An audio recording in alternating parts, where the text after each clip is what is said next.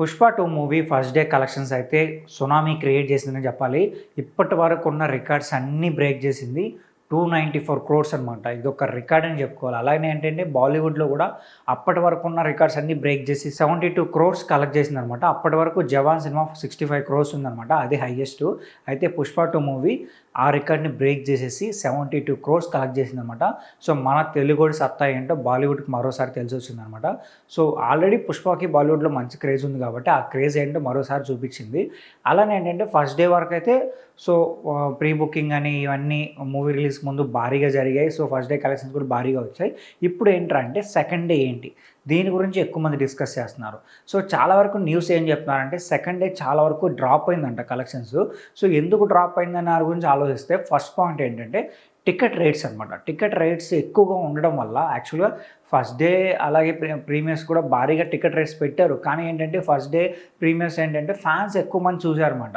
ఎప్పుడో 3 years back వచ్చిన అల్లు అర్జున్ గారి సినిమా, ఆ తర్వాత మళ్ళీ 3 years తర్వాత వచ్చిన సినిమా కాబట్టి ఫ్యాన్స్ ఎక్కువగా మూవీ కోసం వెయిట్ చేస్తూ సరే అని చెప్పి వెళ్ళిపోయారు. కానీ ఏంటంటే న్యూట్రల్ ఫ్యాన్స్, కామన్ ఆడియన్స్ ఏంటంటే ఇప్పుడు ఇంత టికెట్ రేట్స్ పెట్టి మూవీకి వెళ్ళాలన్నట్టుగా ఆలోచించారనమాట. సో ఇప్పుడు ఆ ఎఫెక్టే సెకండ్ డే కనపడుతుంది. సో హైదరాబాద్ వరకు చాలా పూర్గా కనిపిస్తుంది. అలాగే ఓన్లీ 6 crores అంటే సెకండ్ డే ప్రీ బుకింగ్స్ ఉంటాయి కదా, అది ఓన్లీ 6 crores వరకే కలెక్ట్ చేసిందంట. సో మరి ఇది కొంచెం తక్కువే అని చెప్పి ట్రెండ్ వర్గాలు చెప్తున్నారు.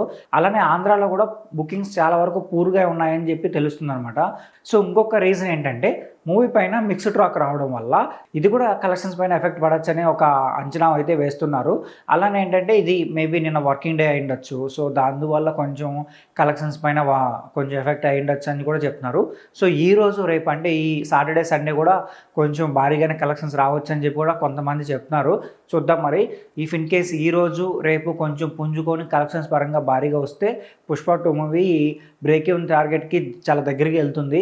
అలానే ఇంకా మండే తెలుస్తుంది అనమాట. మండే రిపోర్ట్ బట్టి మనం మూవీ ఎంతవరకు కలెక్షన్స్ క్రియేట్ చేస్తుందని తెలిసిపోతుంది. సో ఈ మూవీని మీరు చూస్తుంటే మీకేమనిపించిందో కింద కామెంట్ చేయండి. అలాగే మా ఛానల్ సబ్స్క్రైబ్ చేసుకోండి.